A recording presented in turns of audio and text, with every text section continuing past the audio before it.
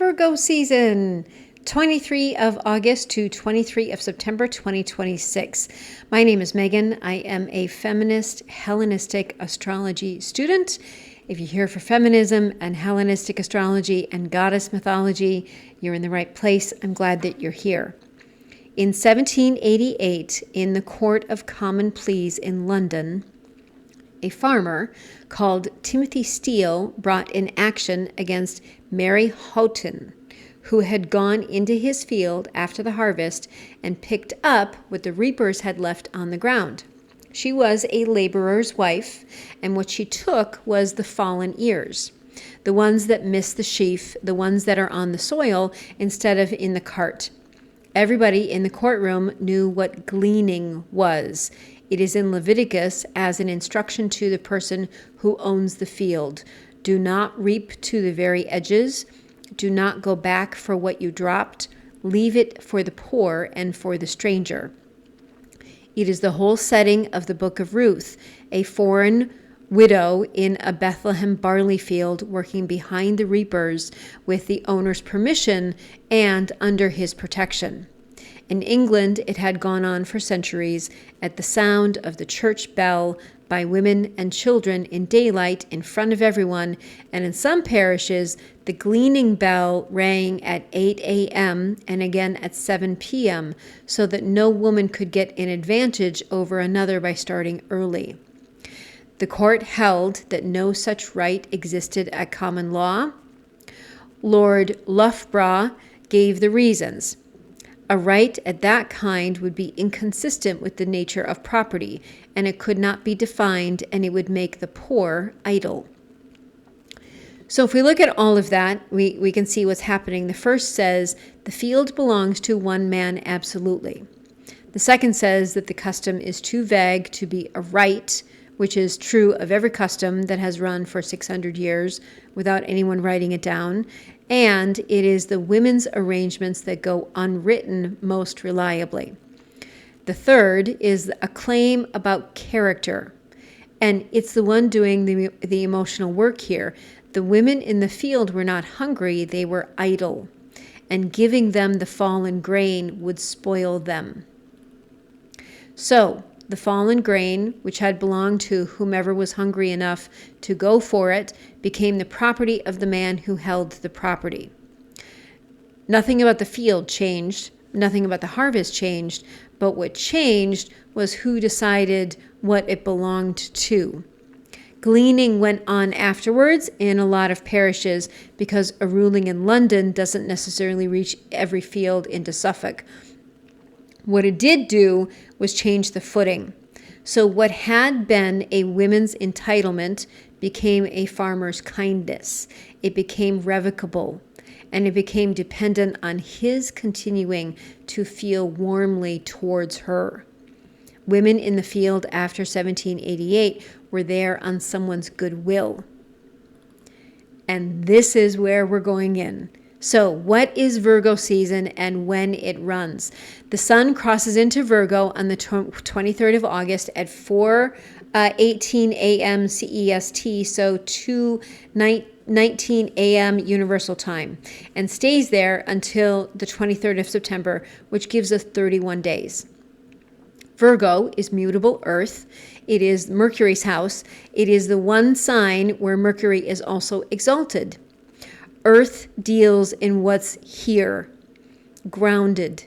Mutable revises. So if we put these together, you have the sign that looks at the real thing and then adjusts. So how we think of Virgo is fussy, anxious, lists, cleaning, judgy, the perfectionist who cannot let anything be. That description explains nothing about the actual capacity of Virgo, which is that Virgo is the sharpest perceptual instrument in the whole house and all the wheel, and we've been taught to call it worry or judgment. She sees flaws before they become a fault, and generally before there's anything else to look at. She sees poor design. she sees things that don't work. She sees patterns of what doesn't work. Now, low-level Virgo can be anxious, can be judgy, but that's usually low-level or even insecure Virgo, and then we dismiss it as the whole sign, instead of being able to acknowledge that they see things. They see what we don't see, and the capacity is really necessary. The other thing is the harvest, because that's what the season is for, right? This is the harvest time in the northern hemisphere. In the southern hemisphere, you guys are planting. Is that right? You're planting. So the grain is standing in August, and it has to come down before the weather turns. Everything Virgo is supposed to be about, which we use the word sorting, the standard, the exactness, precision is another word that we use a lot. It comes out of like this real problem with a real deadline.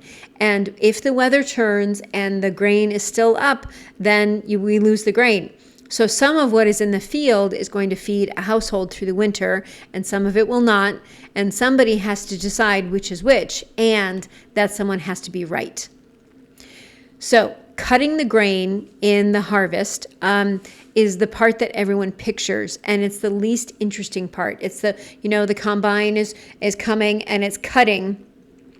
But what happens after the cutting is where the work really is, and it runs in 4 stages. So threshing comes first, and it's a beating. It's the cut stalks go into the hard floor, and then we're struck with a flail or walked over by oxen or beaten against a stone, right, until the seed comes away from the straw. And it has to be violent. There's no gentleness about this. The seed does not leave the stalk politely if we ask, and no one has ever found a way to ask it to make it happen. And then there's winnowing. So the threshed material goes up into the air off of a wide, shallow basket, and then the wind takes the chaff sideways, and the grain stops, and the grain drops back down because grain is heavier. It's an old sorting technology, and here's where we find the word sorting with regards to Virgo, and it works on a fact about weight. So the women throwing it doesn't pick out the chaff by hand. She throws the whole of it up and then lets the difference do the work. Then there's grading. So clean grain still is not one thing. It gets sorted by size, by soundness, by whether it will keep, if it won't keep. And this is the stage with like authority in it, because grading means that there's a standard and someone holds the standard, and then this piece of this stalk is being judged against the standard.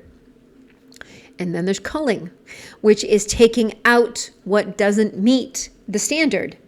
So that's the toss.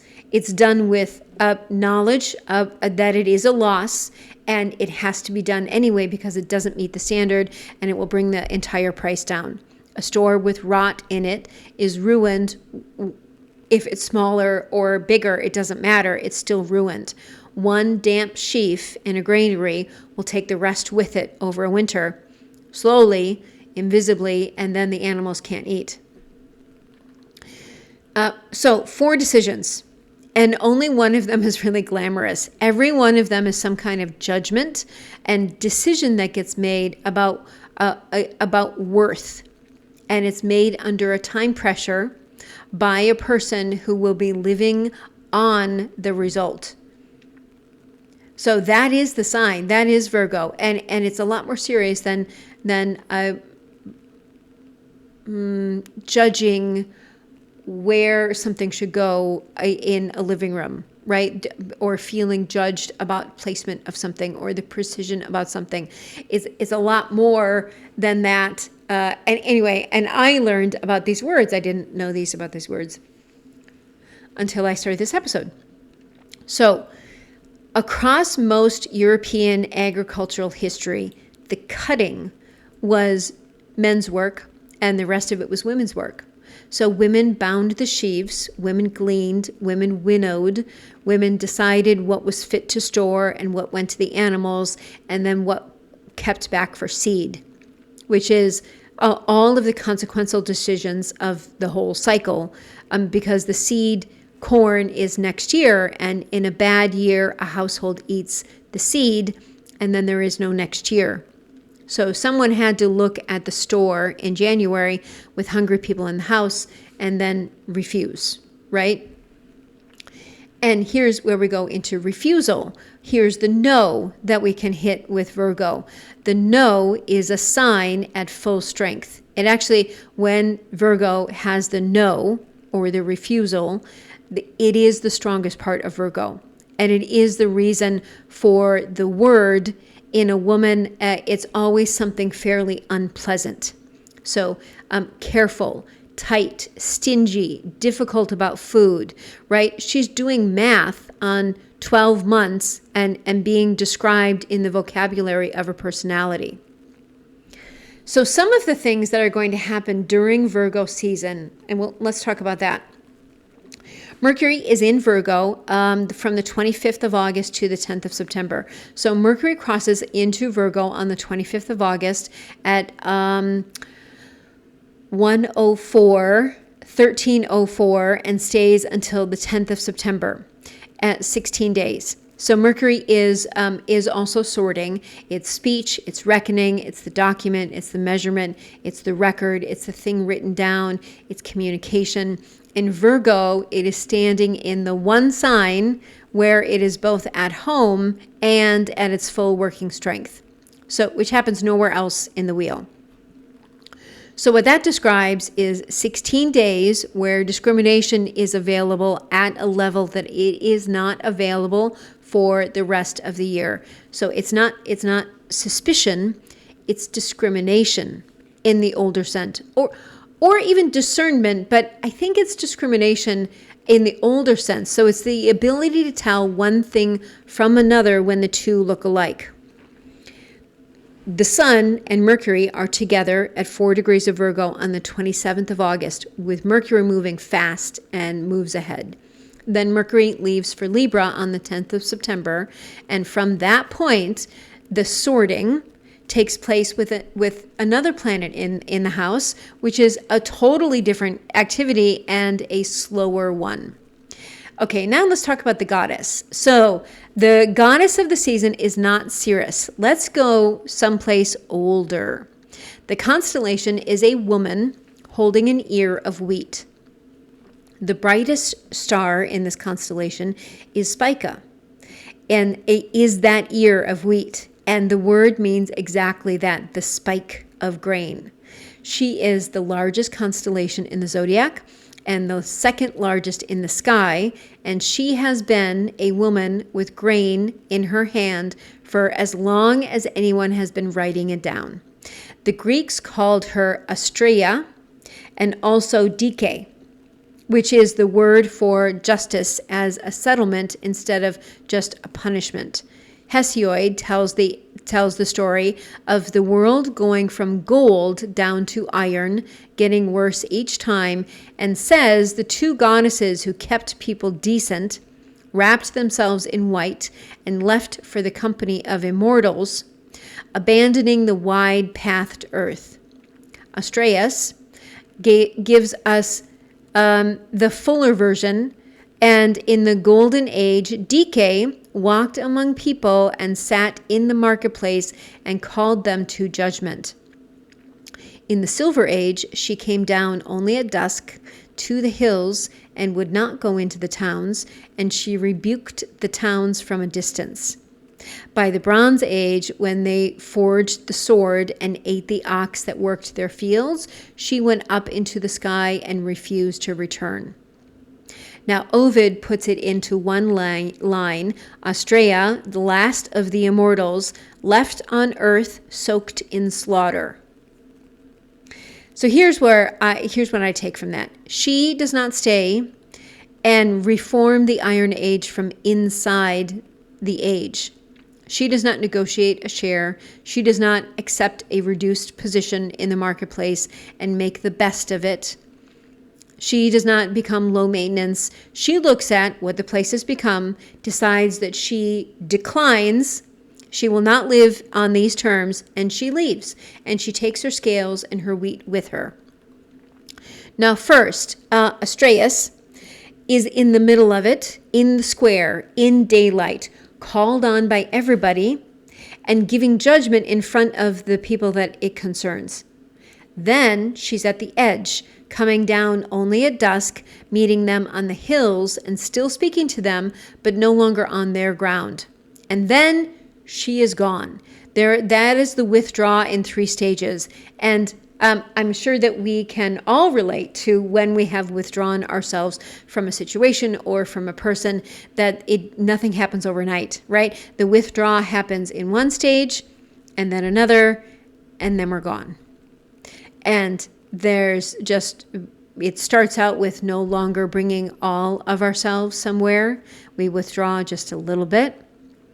And then we try to set some boundaries, and they are either not heard or it keeps changing, and the line for normal keeps changing. And then we withdraw more.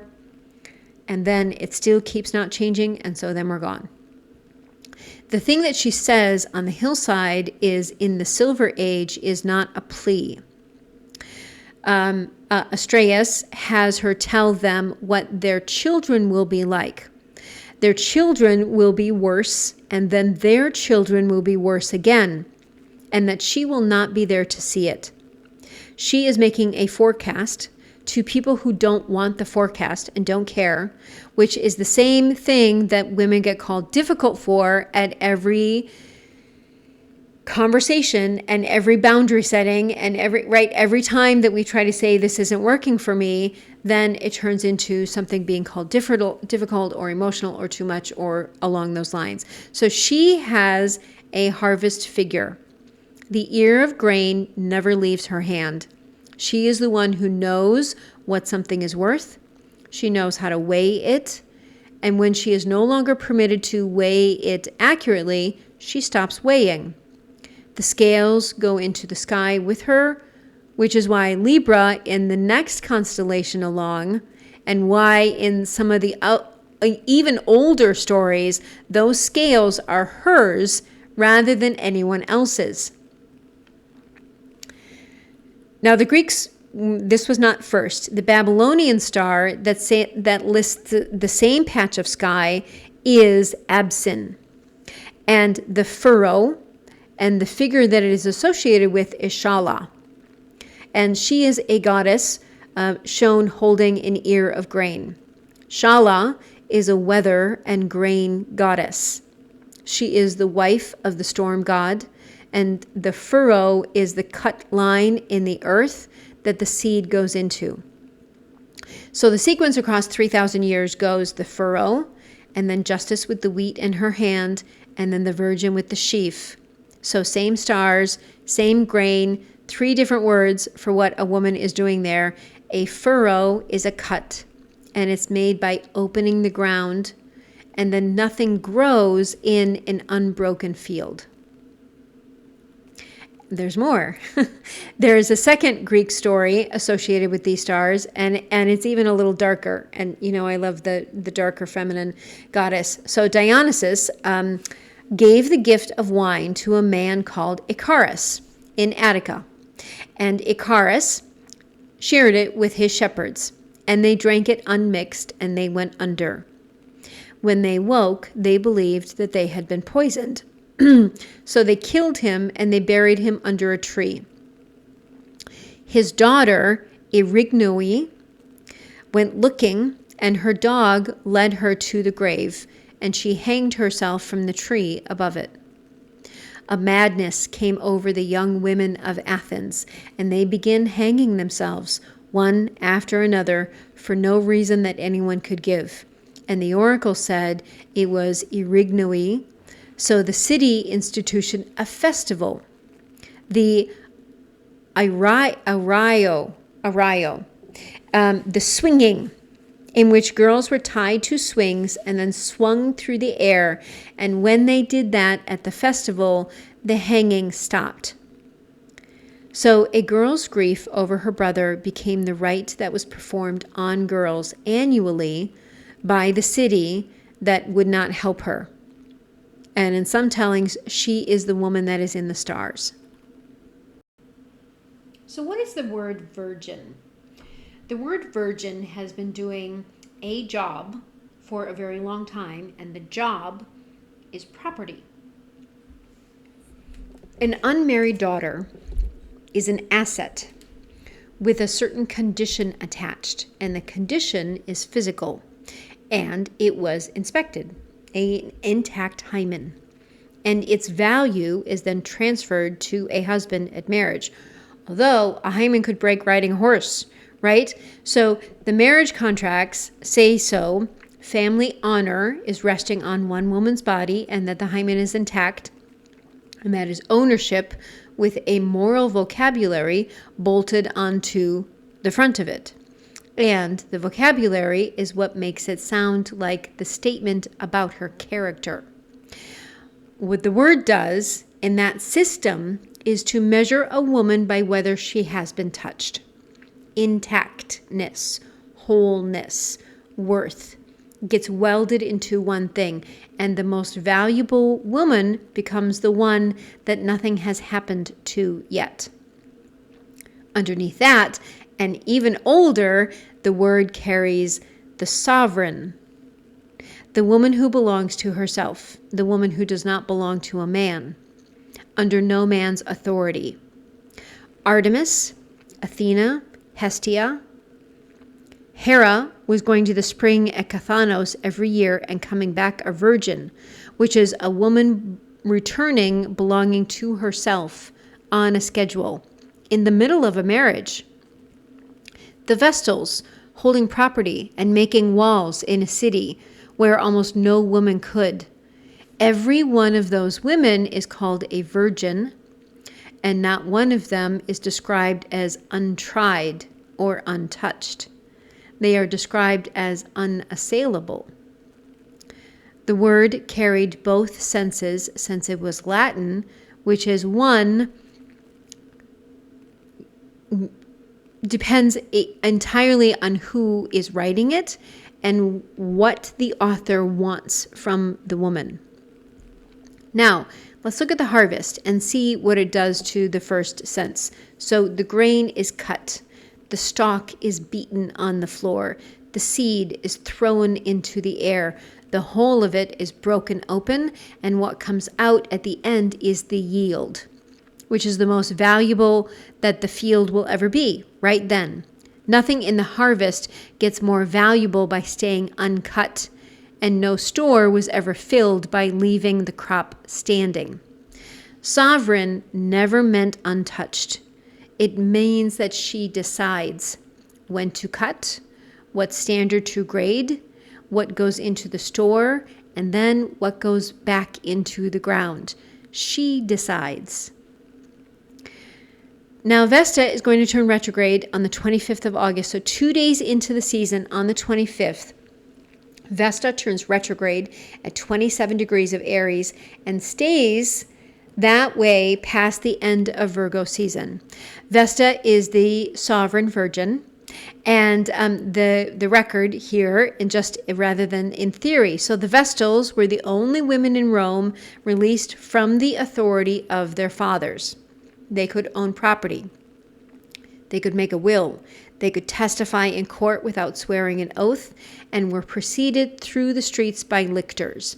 If one of them met a condemned man or woman on their way to execution, she could pardon them and they went free. Now, they were also taken when they were 6 years old for a 30-year service contract.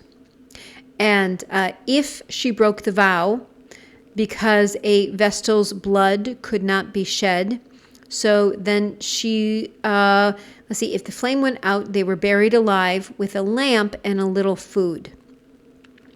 So the office is self-possession, and it's granted by the city and revocable by the city, which is every dispensation that any structure is handed a woman, and it's worth reading whole instead of just reducing to freedom or the penalty.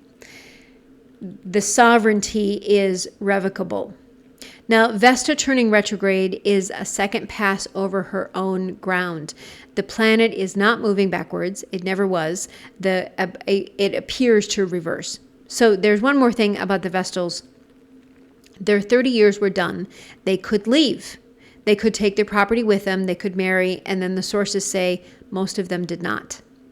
Historians generally read that as piety or habit, or there's a obvious reading, is that a woman who owns property in her own right, she can have money, she can argue in court, she's given evidence without oath, and she can walk the streets in front of lictors for 3 decades and is not going to hand it all over to a husband at 50 in exchange for more work. She had run of the numbers. She had her own sovereignty. She is not going to turn into then a housewife. So staying was the better arrangement. And she was permitted to see that because she had been permitted to see that that was even an option. And excuse me, to hold something in her own hands, find out what it was worth, and then choose it again. That's sovereign. Not untouched, it's unowned, and in a position to decide. So who sets the standard? So everybody accepts that grain gets graded, right? This is good, this is bad. The question underneath the season is who wrote that standard, and whether the women that are doing the winnowing are permitted to be the one who set it, or is only ever employed to apply someone else's standard and then blamed if the result is unpopular. Virgo is where a woman is handed the work of discernment and then denied the authority that goes with it. She's trusted to notice everything and trusted with nothing. She's the one who sees the flaw. She says so, and then she is told that she is difficult. A woman who grades to her own standard gets called demanding. A woman who culls gets called cold. So she's doing precisely what the harvest requires of her and then being described in the vocabulary reserved for a difficult employee. Gerda Lerner, in The Creation of Feminist Consciousness, works out why this keeps starting over. Women were kept from the record before of the women before them. So each educated woman began from nothing and thought her way to the same conclusions that her predecessors had already reached and believed that she was the first. Men inherited a body of thought, and they could stand on the body of thought. Women inherited nothing and then rebuilt it, generation after generation after generation, from the foundations. If every winter began with an empty granary, the summer's work would not compound into anything. The reason that women thought had to keep restarting is that someone kept emptying the store between one generation and the next. So let's look at what a woman actually inherits from the women in front of her. A trade, if she's lucky, right? A house, sometimes. Rarely a body of work with her mother's judgment in it that she can build on rather than reconstruct. Whole categories of women's expertise has been transmitted hand to hand, and then died with the person because no one wrote it down and no one thought it was worthy of an archive. Midwifery, textile knowledge, what plants do, what to do about a fever. When someone comes along later and then calls all that folklore, the word is doing the same job that Loughborough, the word that idle he was arguing in court. It converts a real skill into something of no standing. And then the conversion happens in the description instead of the thing itself. So that brings the question back around. A standard is someone's judgment that was written down and then went unquestioned enough, long enough to make it look like a fact about the world. And the woman who had spent 30 years being exactly right about which sheaf is damp is qualified to write one of her own. So here's a group of women who set their own standard and made it stand for 700 years.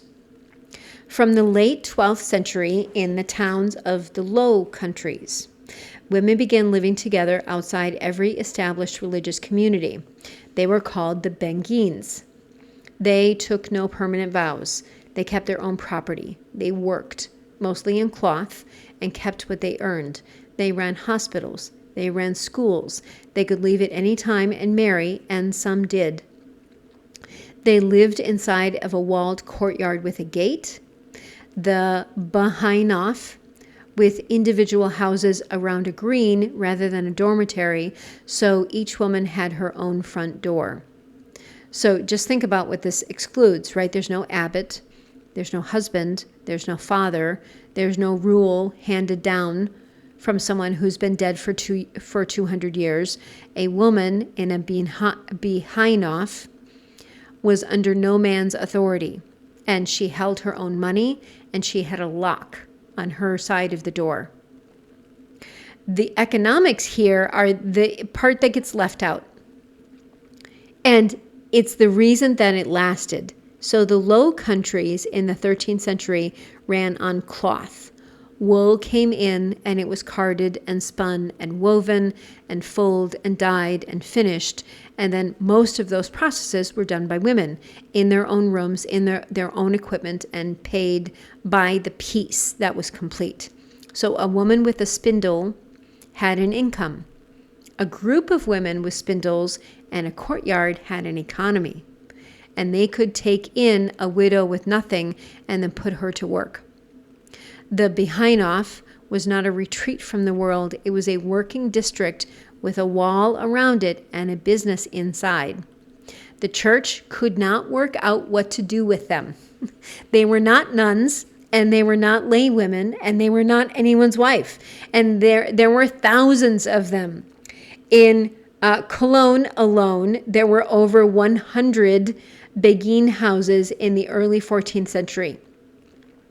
The Council of Vienne, sitting between 1311 and 1312, issued a decree against them, condemning their way of life and their habit of discussing theology among themselves and disputing the Trinity in the vernacular. Marguerite Perrault, a beguine who wrote a book in French rather than in Latin so that ordinary women could read it. It had been burned in Paris in 1310, 2 years before. She refused to speak at her own trial for 18 months. The decree is actually interesting for what it is really annoyed about. It's not about a moral grounds, right? It's not heresy in the first instance. It's annoyed that these women have opinions about God and that they are stating them in a language that other women can follow and that no one can identify who is in charge. And then the beguines went on. They continued. The one in Amsterdam was founded in the 14th century, and the courtyard is still there in the middle of the city with the houses all around the green. The last Amsterdam beguine died in 1971. And the last one anywhere was Marcella Patton, who died at Kortrijk in Belgium in April of 2013 at 92. She was blind, and she had been refused by convent after convent because of it, and the beguines took her, and she played the banjo and the zither in the hospital wards for 60 years. 800 years of women living in their own houses, on their own earnings, and the whole system ends in living memory with a blind woman and a banjo. Also, in Virgo season, Black Moon Lilith moves into Capricorn. Woohoo! On the 14th of September. So Black Moon Lilith reaches the last degree of Sagittarius on the 5th of September, and then crosses into Capricorn on the 14th of September. And so just a quick note, that anaretic degree, she is then in a perfect trine to the South Node at 29 degrees. And then the fire trine is continuing until she moves into Capricorn. So Black Moon Lilith represents power.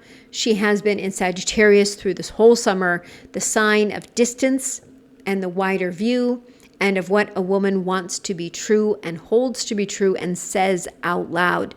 It's integrity.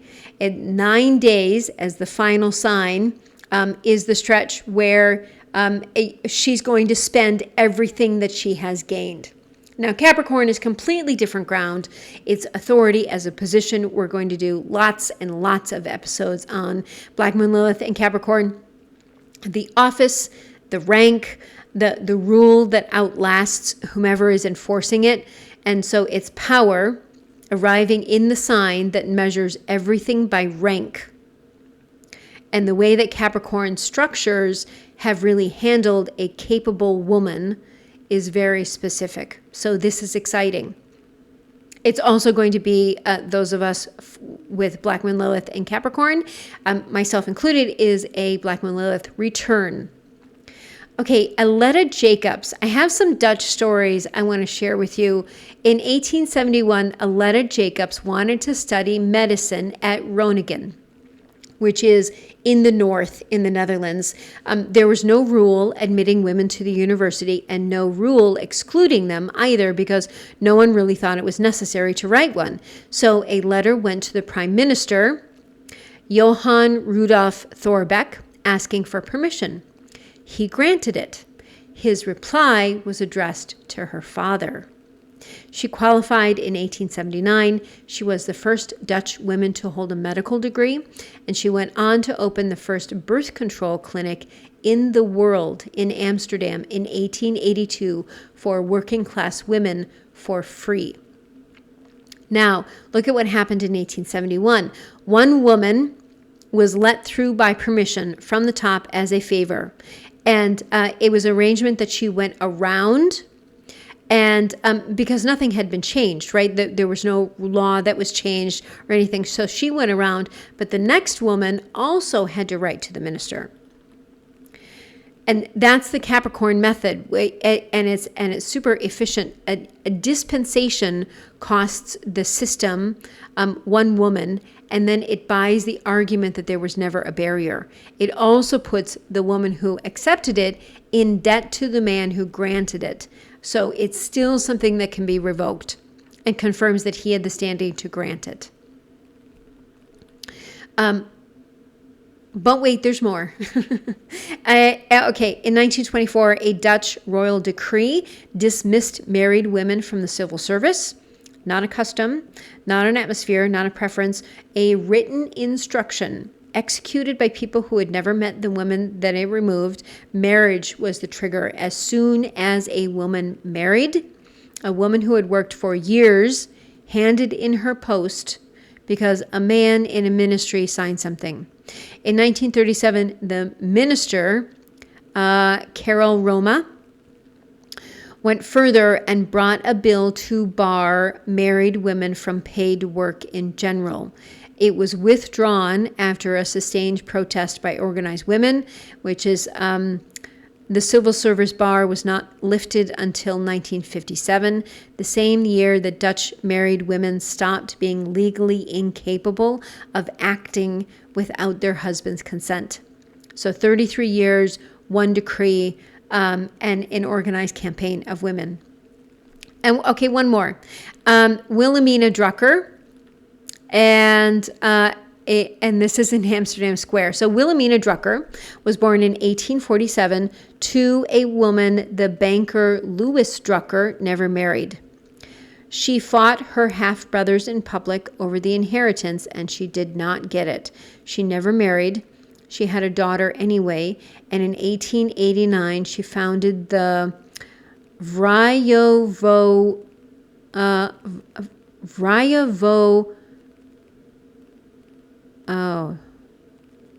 Aniging Vraya Aniging, the Free Women's Association. And in 1893, she co-founded the paper Avusuli, and ran it for 33 years. So she did not ask anyone for an exception. She did not get a man's permission. She built it. She took it, which is the only thing that Capricorn structures really respect. So an organization is still there where the woman who founded it, she's long gone. Amsterdam put up a statue of her in 1919, and she could walk past it because she was still alive. So these are the kinds of things that are coming with Black Moon Lilith in Capricorn, is women changing how things are done, some of it by permission and some of it just by taking. But we'll come back to that. There's more.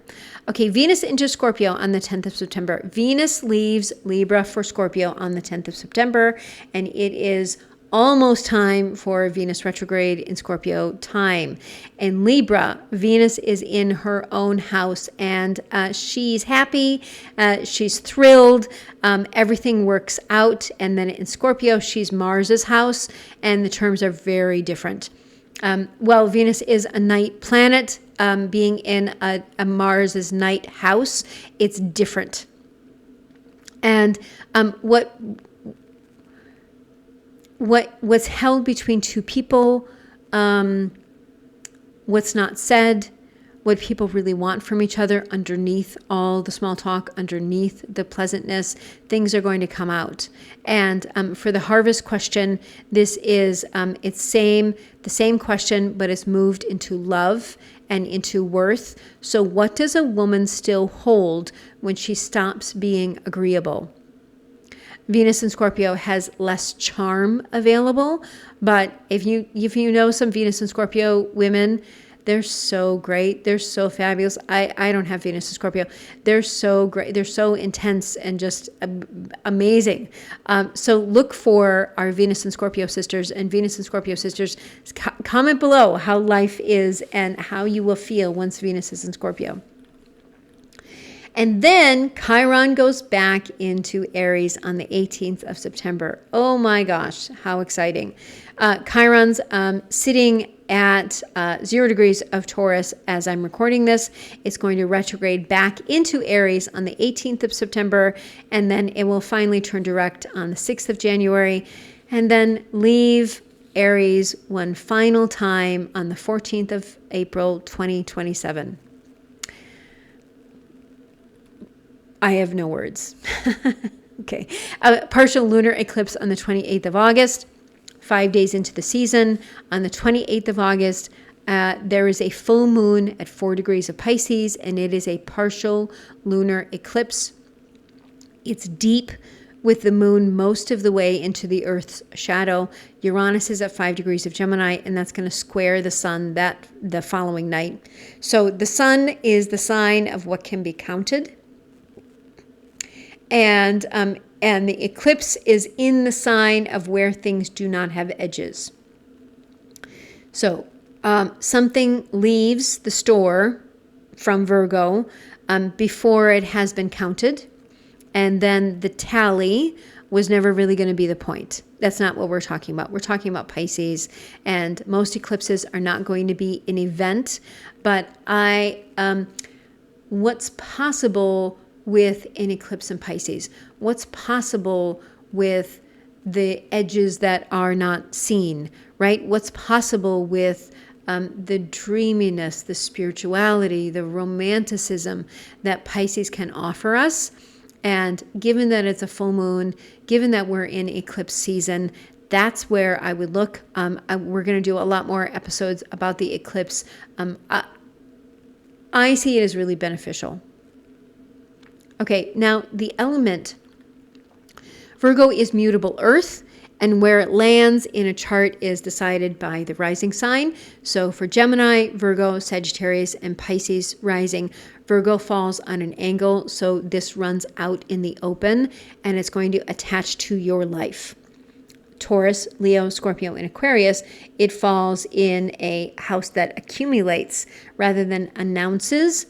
So you'll feel it grow over the time. And then for Aries, Cancer, Libra, and Capricorn risings, this is very quiet and it's underneath, and you're not going to see it, but you are going to feel it. Now, Earth risings, Taurus, Virgo, Capricorn, get this month in your own first language. Everything here is about the material, it's about the actual yield, and it's about what's really there. And what's really there when you can make the decision.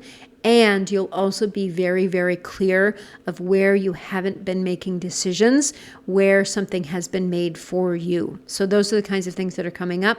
And let's go into, we'll go into the all signs next. All signs. There is a sentence that you have finished in your head this week and delivered in a shorter version out loud. You know what one it is. You got to about 4 words in, and then you watched somebody's face do something, and then you revised. And you gave the manageable version, and the manageable version was accepted, but the real version is still in you. From the 25th of August to the 10th of September, you get to the end of your own sentences. Things stop being trimmed in transit. You stop translating. It is the likeliest thing to move is one conversation going somewhere that neither of you had been before it started, with something that you speak to constantly that you've never told the long version to. On the 27th of August, a thing said in passing carries further than anything that you plan. From the 10th of September, the same material needs another person in the room to complete it, which is the slower and produces a different kind of result. And then around the new moon on the 11th of September, whatever is being kept out of this year's yield is the likeliest to be settled. The trimming was learned somewhere. Sentences from women get shortened by the room before they are finished, and then the shortened version gets called unclear, and then the woman gets called both too much and hard to follow, both in the same thought. So neither of those is the fact about how you speak. The precision is real, and it belongs to you. And you can tell sound from unsound. You can in work and in people. And you have been right about it in situations where being right was not welcome. That capacity was never issued to you by anyone, so no one can take it away. Cancer rising. The whole thing arrives complete, and then you watch a face and you hand over a shortened version. Your third house is the near traffic, the people that we see, the neighbor, the sibling, the woman at the school gate, the person that you speak to 4 times a day but never get ready for. You read a room before anybody in it has opened their mouth, and you are right. So you know within a second and a half how the sentence is going to land, and then you cut it. But it's accuracy that's being spent on editing instead of rather on saying. Spica is the ear of wheat in the constellation's hand. It is the brightest thing in it, and most people look straight at it without really knowing what they're looking at. Your third house is the same. All that daily material passes for nothing, but it really is the actual yield of your life. From the 25th of August to the 10th of September, you finish sentences. The likeliest thing is one exchange with someone very close at hand that goes somewhere that neither of you had been, and it will not be with the person that you would have picked. On the 27th of August, something said in passing carries further than anything that you really set up deliberately. On the 10th of September, the same conversations need the other person to bring the half of it. Virgo is in a quiet house for you, so none of this really happens where anyone can see it, and there will be nothing to point at afterwards, just a knowledge that things have changed. You need hours by yourself for the day's information to settle into something that you can really use. And that's where the reading of the room comes in the first place. You remember what everybody else has let go of, which is why people bring you things years late and expect you to know. It's this working instrument that you have rather than a nervous habit, and no one handed it to you. Leo rising. Something you made is out in the world with a wrong number on it, and you've known the right one for a long time. Your second house is what is really yours, your money, your hours, your equipment, your possessions. The difficulty here is that a woman learns what she's worth from what she is handed and revises it downward every time the amount does. And yours was set by people who were nowhere near what you did. The grain is cut and the sheaf is the yield. No field ever got more valuable by being left standing, and nothing that you have made becomes worth more by sitting there unpriced. From the 25th of August to the 10th of September, the figure, the number, is available to be said out loud in your own words and at your own length, rather than hinted at and then softened around. The likeliest movement is a number leaving your mouth full. Around the 11th of September, something that you were treating as expendable is kept instead, and something that you've been carrying at full cost stops. From the 14th of September, Black Moon Lilith sits in your 6th house, your ordinary week. So what you will and what you will not do on any random afternoon gets much harder to negotiate you out of. This lands in a house and builds rather than announces, and it accumulates for you over the month. You'll feel it more in the middle and end of September.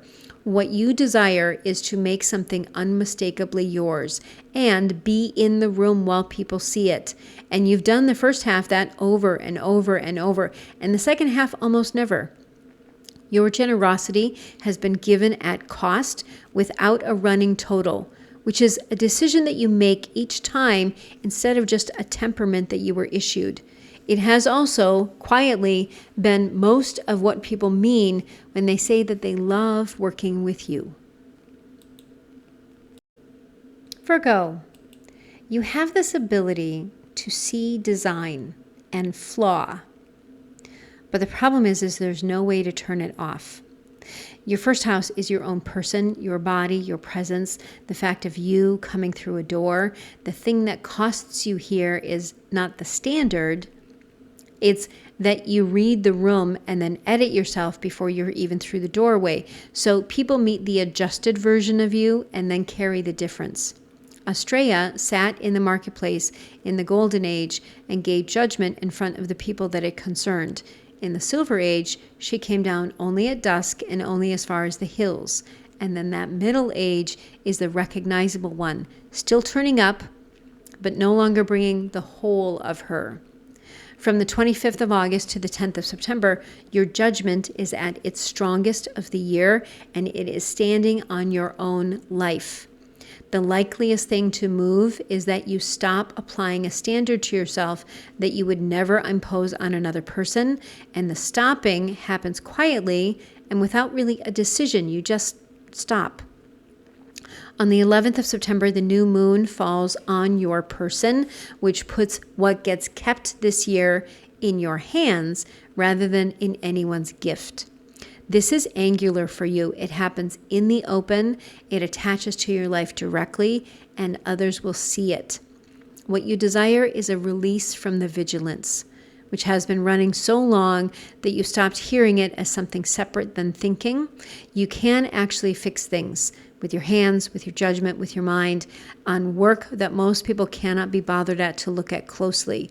And you've done it for so long on other people's projects, more often than on your own. You will not say that a thing is fine when it is not fine. That was never anxiety. That is a skill. Libra rising.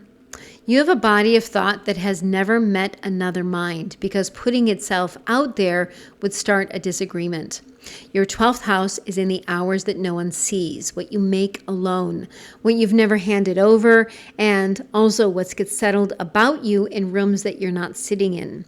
The material in there is really good, and it has stayed private because the exchange it would open is one where someone comes back at you, and you've been managing the temperature of every room that you are in since you were a child.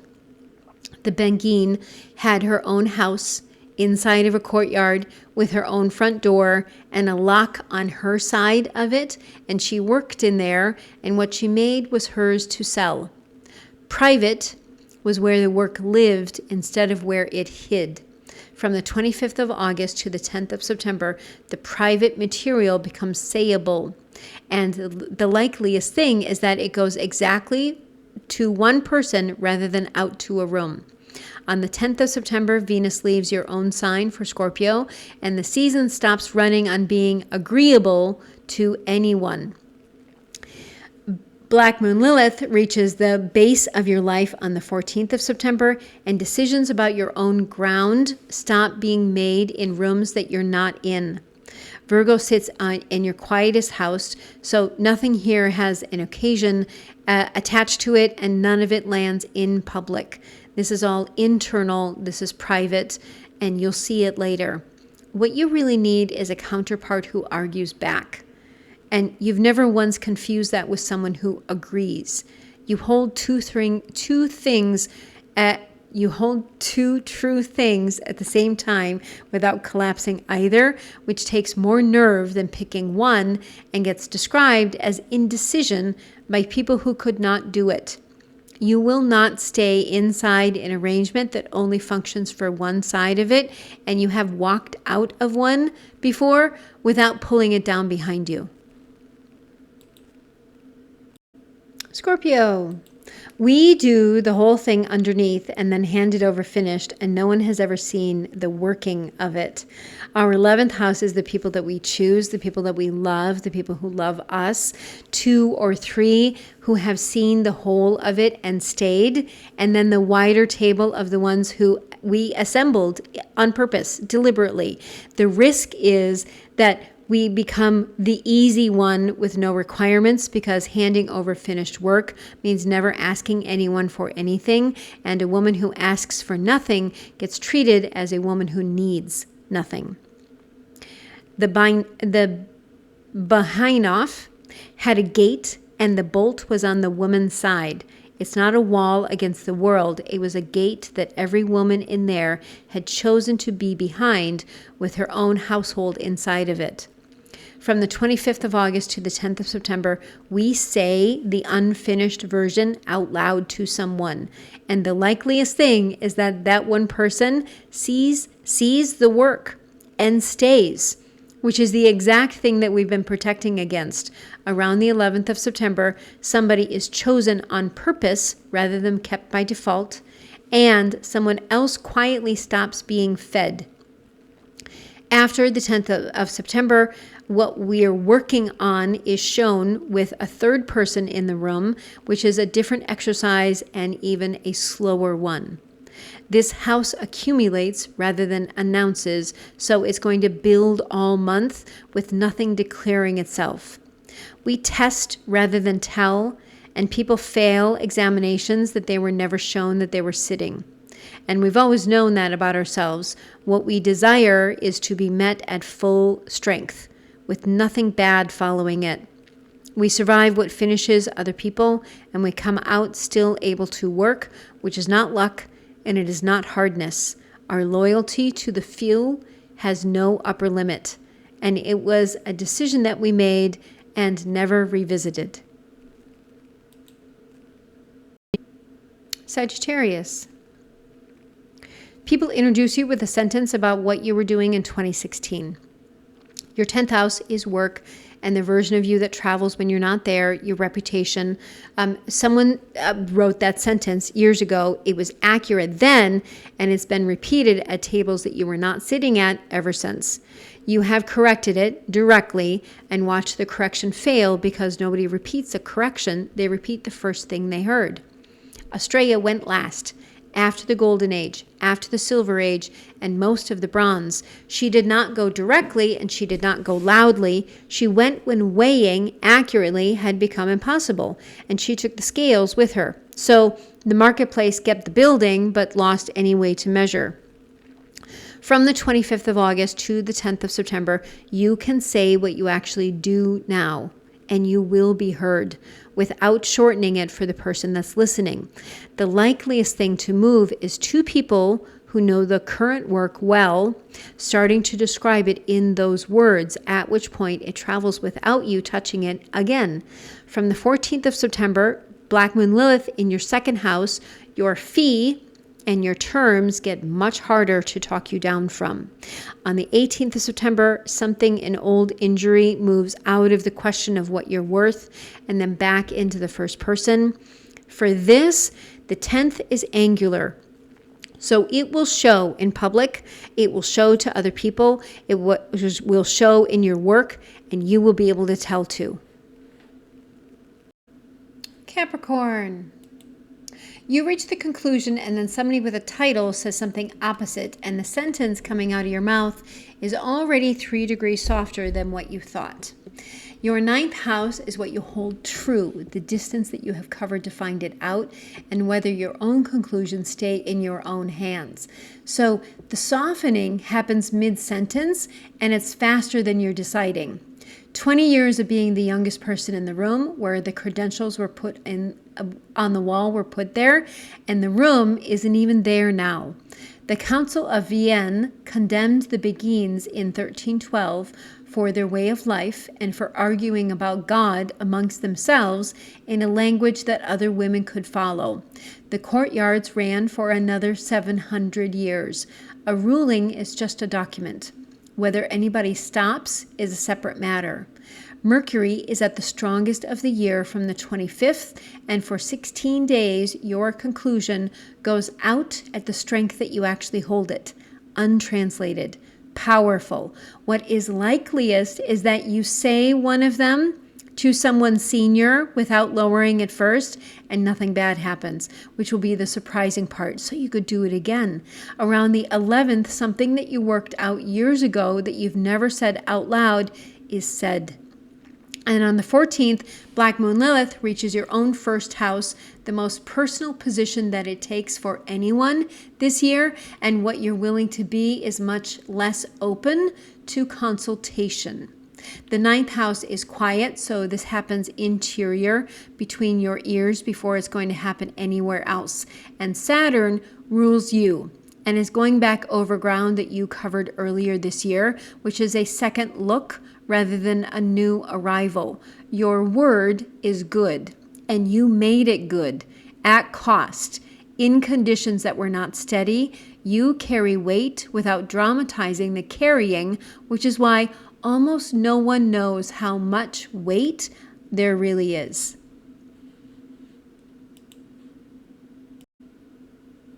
Aquarius.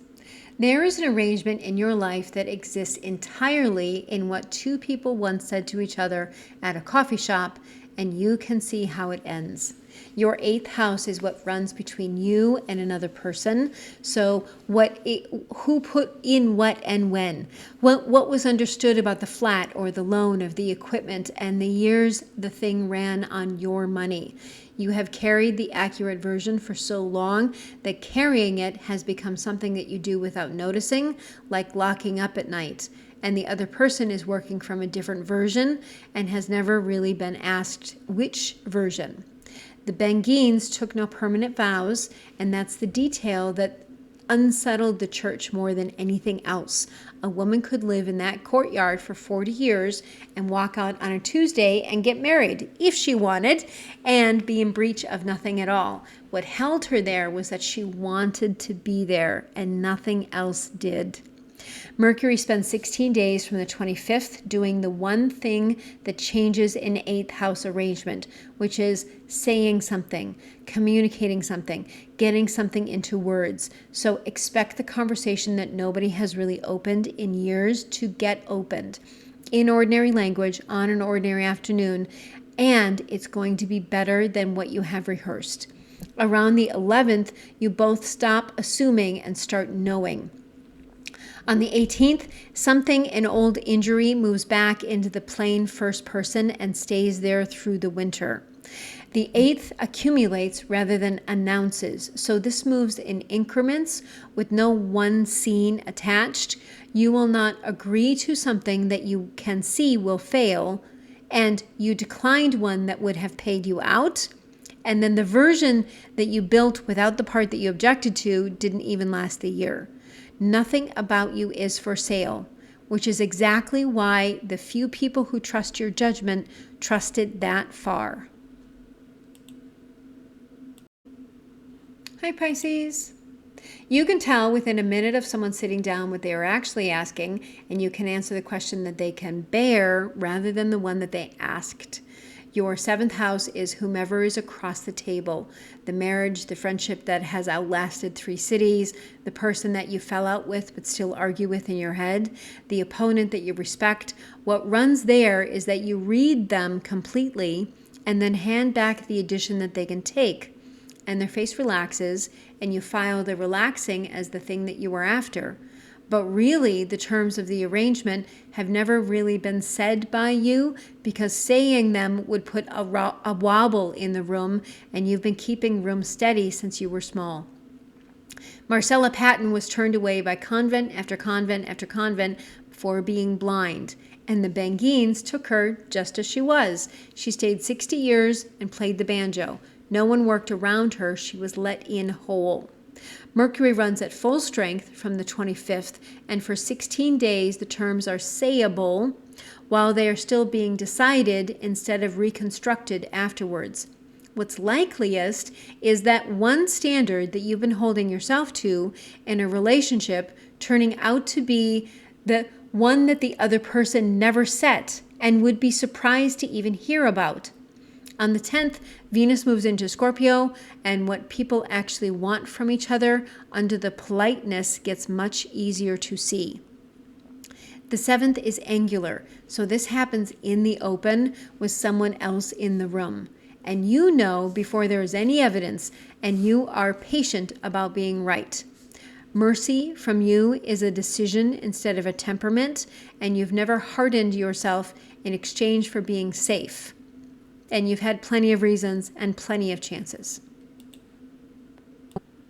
Aries. Ask you how your week has been, and what comes back is the case for it. Your 6th house is the ordinary week and the body that gets you through it. So what is in there now is the class that you kept paying for, the standing Thursday call, the thing that you agreed to on a Tuesday in March that no one's been revisiting ever since. None of it's awful. All of it was reasonable. What's been happening is that the week gets justified before it's described, before it's really looked at, and then just accepted. Threshing is a beating. The stalks go onto a hard floor and get struck with a flail until the seed lets go of the straw, and there is no gentle version of it, and no one has ever looked for a gentle version. Nothing lets go under kindness. It lets go under force applied on purpose by someone who knows what she is after. The 16 days from the 25th are what you can say what the week is, with no argument and no defense attached. And 2 or 3 of the things are going to fall out while you're saying it. Nothing is announced, nothing is confronted. A standing arrangement can just stop, and it will take about 3 weeks for anyone to remark on it. Around the 11th, the hours come back in 1s and 2s, which is why October, before you work out just how much of a Sunday that you have back. From the 14th, with Black Moon Lilith in your 10th house, what you are for stops being a description that someone else is managing. The 6th house is quiet. None of this is going to show from the outside. It's going to be internal, and you will notice in 2 months. You are the one who says the thing first, in a room where everybody has already worked out what they think and is waiting to hear it said by someone else. And that is you. Taurus. Maybe. Okay, Taurus. You will not let yourself start the thing until you can say what it is for. Your 5th house is what you make because it's fun. The drawing, the garden, the sewing, the long thing that you started and didn't finish and still think about. Somewhere along the way, it started needing a reason. Not a big one, just enough that if someone walked in and asked what you were doing, there would be an answer that sounded decent. Pleasure that has an answer. That question has already been turned into work by the time you sit down to do it. You need to learn just pleasure. Winnowing is throwing the whole threshed heap up into the air and letting the wind take the chaff because the grain is heavier. The woman doing it picks nothing out by hand. She throws it up, and a fact about weight does the whole work, and she does not stand there checking it. From the 25th for 16 days, the making runs on getting it right rather than just getting it used. What's likeliest is that you start something with no destination attached, and it turns out to be the thing that's really worth keeping. Venus leaves Libra on the 10th, so the easy half of the month is the first half, and the accurate half is the second. Around the 11th, something that you had on the list to give up gets kept instead. The 5th builds rather than announces, so this is growing through the month and will grow in intensity and accuracy. Your senses are the most accurate instrument that you own, and you trust them, which is why no one has argued you out of evaluation in your life. You will not be hurried by someone else's urgency, and you have taken the awkwardness of that yourself rather than passing any of it along. Gemini. Somebody at a family gathering tells the story of what happened, and it is wrong, and everyone nods. Your 4th house is the ground under everything, the house, the ancestry, what was settled about property by people who cannot be asked, and the arrangement that quietly runs on you. Whoever tells the story decides what happened there, and you have let the wrong version stand for years because correcting it every holiday costs more than living with it. The gleaners went into the field behind the reapers and picked up what had fallen. And in 1788, a court decided that no such right existed, and the fallen grain belonged to the man with the property. The field was the same field the next day. What moved was who got the say. Mercury rules you and is at its strongest of the year from the 25th. So your judgment about everything that is working is at full strength rather than half strength. What is likeliest for you is something getting settled about your house, about the ground, about what really happened in the accurate version. Around the 11th, a decision is made at the base of your life about what stays. And on the 27th, a thing said in passing carries further than a thing that was prepared, which is usually how a family record gets corrected. The 4th house is angular, so this sits under everything else and moves everything when it shifts. So everything is changing this season. You'll move between worlds that do not overlap, and you are fluent in all of them. You can explain in 4 different sentences what somebody else failed to get across in an hour, and you will not stay in a room where nothing is being learned.